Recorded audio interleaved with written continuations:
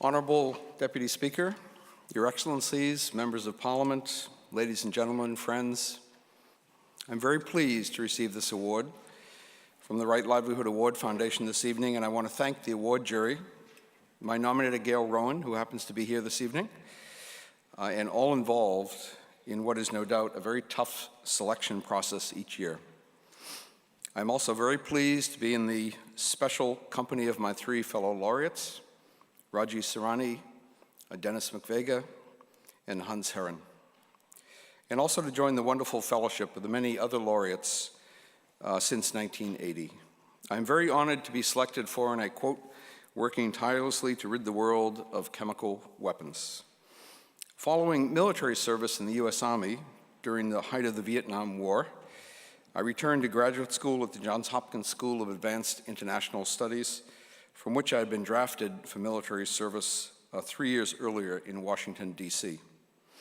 I was fortunate to be able to do a graduate student internship at the U.S. Arms Control and Disarmament Agency, what we call ACTA, ACDA, in the early 1970s during the first Soviet-American strategic arms control talks, which resulted in the SALT I bilateral agreement in 1972.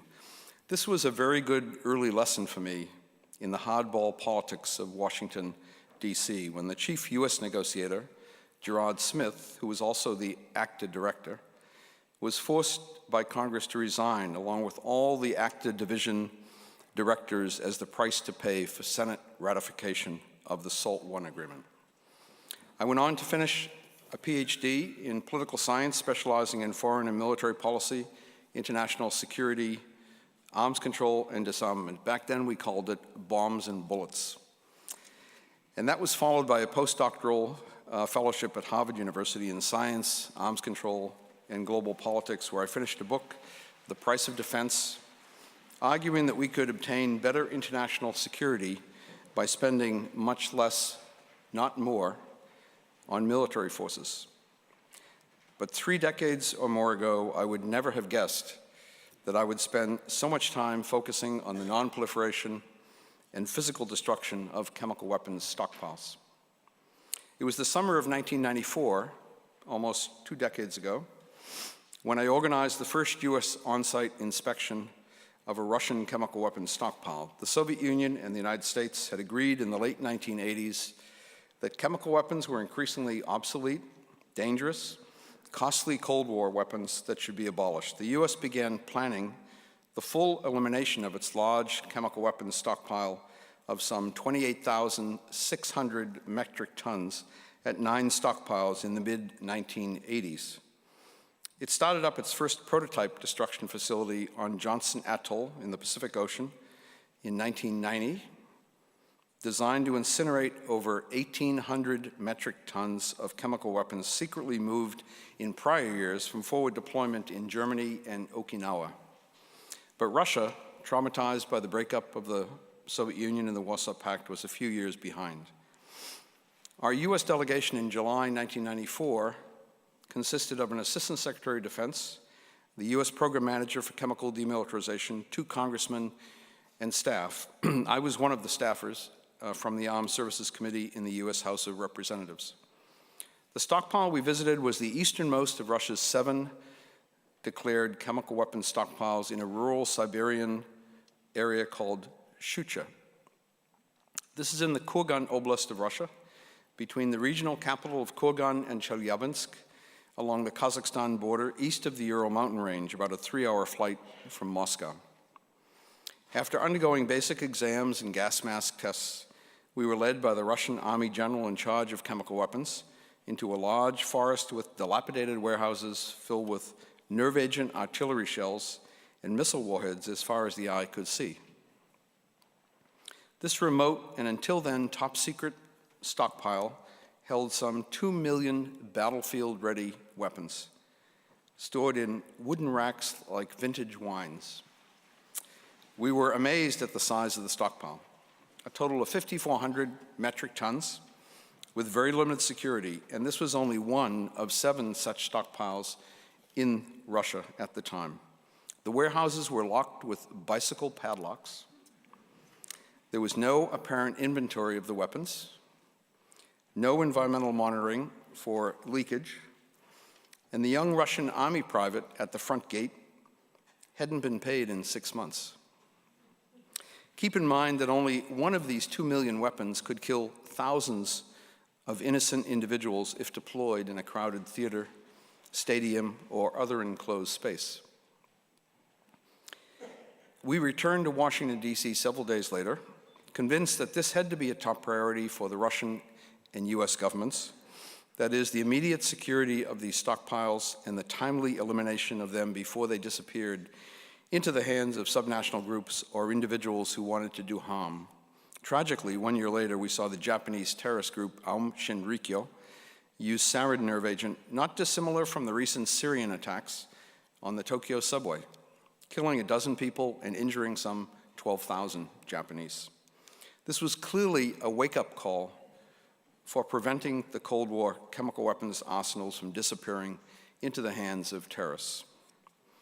3 years later, in 1997, the International Chemical Weapons Convention entered into force. And both the US and Russia, after various contentious ratification struggles in Washington and Moscow, were among the early signatories and ratifiers of the treaty. The US by then had destroyed over 1,400 metric tons, about 5% of its stockpile, but Russia had many other priorities. Fortunately, the United States had the foresight to establish the Cooperative Threat Reduction, or CTR, or Nunn-Lugar program in the early 1990s to help Russia secure and destroy its nuclear, chemical, and biological weapons programs. I was pleased to have been part of the creation of this $400 to $500 million annual dollar program when I served on the Armed Services Committee, and we knew that it would be put to good use on chemical weapons destruction in Russia. In addition to helping Russia begin its own chemical weapons destruction program, the US agreed to have a new environmental organization chaired by Mikhail Gorbachev, Green Cross International, begin an effort to help facilitate Russia's chemical weapons destruction program. We realized in the mid-1990s that Russia's nuclear, chemical, and biological programs and stockpiles were so top secret that any major demilitarization effort would take considerable public dialogue, facilitation, and mediation to be successful. So I was very fortunate, along with my Green Cross colleagues in our national affiliates in Russia and Switzerland, to begin a dedicated public outreach and facilitation process at every Russian chemical weapons stockpile.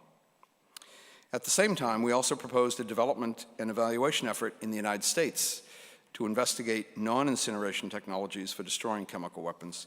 The US Army, with the support of the National Academy of Sciences, had naively proposed that incinerators be built at all 9 US chemical weapons stockpiles, and were shocked when there was public opposition to the burning of VX nerve agent and other deadly nerve agents upwind of their children's schools and homes. I helped to draft the legislation for the so-called Assembled Chemical Weapons Assessment, or ACWA program, ACWA, to look at alternative technologies for safe and timely chemical weapons destruction. We were able to pass an initial appropriation for $60 million for this in the mid-1990s against the wishes of the US Army, and today 4 of the 9 US stockpile sites have used or will use in the near future neutralization rather than incineration for destruction of their chemical weapons stockpiles. By 2002, Russia had improved security at 2 of the 7 chemical weapons stockpile sites, Shucha and Kiesner, which together held over 11,000 metric tons of nerve agents in 4 million portable artillery shells. And with the help of Germany, Russia began operating its first destruction facility to neutralize lewisite, an old blister agent, at Gorny in the Saratov Oblast. Russia had declared 40,000 metric tons of chemical agents, still a third larger than the US stockpile. The year 2002 was also an historic year because it was then that a dozen or more additional countries came together at Kananaskis, Canada, with the leadership of Canada and the United States to establish the G8 Global Partnership Against the Spread of Weapons and Materials of Mass Destruction, otherwise known simply as the Global Partnership. This group, which today consists of 24 countries, pledged $20 billion over a decade to help Russia destroy its nuclear and chemical weapons. The global partnership with which we have worked very closely for many years now has been essential to the success of chemical weapons destruction to date, providing for many years now has been essential to the success of Russia's chemical weapons destruction program to date, providing well over $2 billion in support since 2002. So today, after 23 years of difficult, contentious, and costly destruction of chemical weapons stockpiles in 6 countries, Albania, India, Libya, Russia, South Korea, and the United States, we have eliminated over 58,000 metric tons of deadly agent and millions of chemical munitions, all inspected and verified by the highly qualified inspectorate of the Organization for the Prohibition of Chemical Weapons, OPCW, in The Hague. This is an enormous and remarkable achievement that has taken billions of dollars, thousands of dedicated workers, and much involvement of governments, private industry, and civil society. About 80% of the declared stockpiles have now been destroyed, with the lost 13,000 metric tons or so to take another decade. These reside in 4 known countries: the United States, Russia, Libya, and Iraq, plus some thousand or so metric tons in Syria today, and a large undeclared stockpile in North Korea, and possibly Israel and Egypt. Many additional challenges lie ahead. Syria's accession to the Chemical Weapons Convention in September is a major historic step forward toward full universality of the abolition regime. But 6 countries still remained outside the Chemical Weapons Convention: Angola, Egypt, Israel, Myanmar, North Korea, and South Sudan. Now that Syria has become the 190th state party, it is time for both Israel and Egypt, the only 2 remaining Middle East countries outstanding from the CWC, to join the convention and begin working towards a complete weapons of mass destruction free zone in the Middle East. As you've seen in the news recently, the safe, secure, and timely elimination of Syria's chemical weapons program will not be easy. But I am very pleased that many European countries, including Sweden, have contributed to this effort with voluntary financial and in-kind contributions. And given the excellent cooperation of Syria in recent weeks, I remain optimistic that this effort will be very successful. Before I became preoccupied, some would even say obsessed, with the abolition of chemical weapons, some 2 decades ago, I spent a great deal of time focusing on the control and disarmament of nuclear weapons. In earlier positions with the Union of Concerned Scientists, the Physicians for Social Responsibility, the International Physicians for the Prevention of Nuclear War, I organized the first U.S. university teach-in on nuclear weapons and nuclear war in 1981, much along the lines of the anti-Vietnam War teach-ins of the 1960s and 1970s.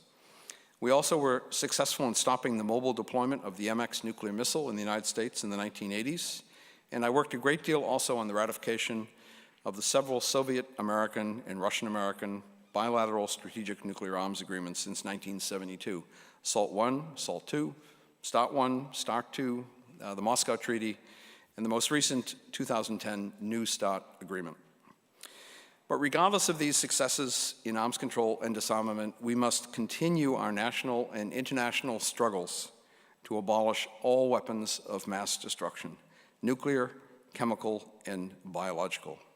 We must strengthen the multilateral inspection and verification regimes, which help guarantee that these horrible, inhumane weapons never reemerge during times of crises. The Chemical Weapons Convention, the Biological Weapons Convention, the Nuclear Non-Proliferation Treaty, the Comprehensive Test Ban Treaty, and the other such international conventions to improve security and sustainability for our planet and humankind.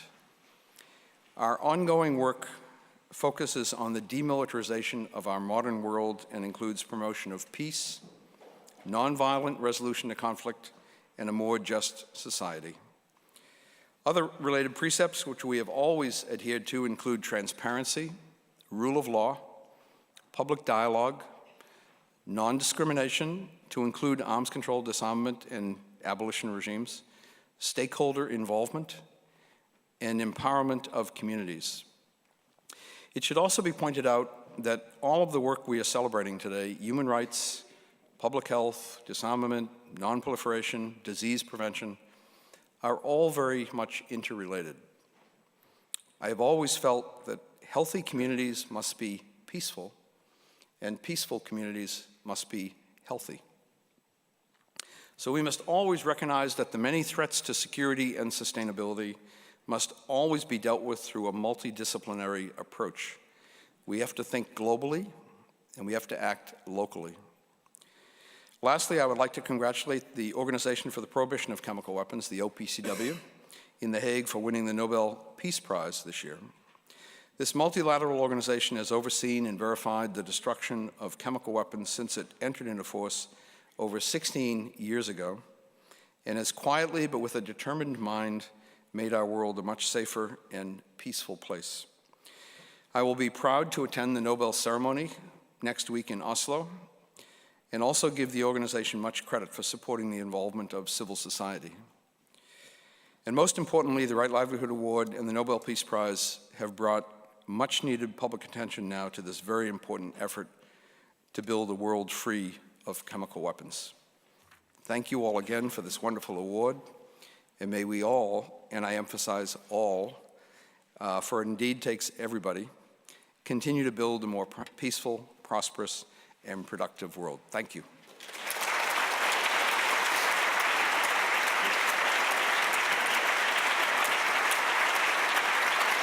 Thank you.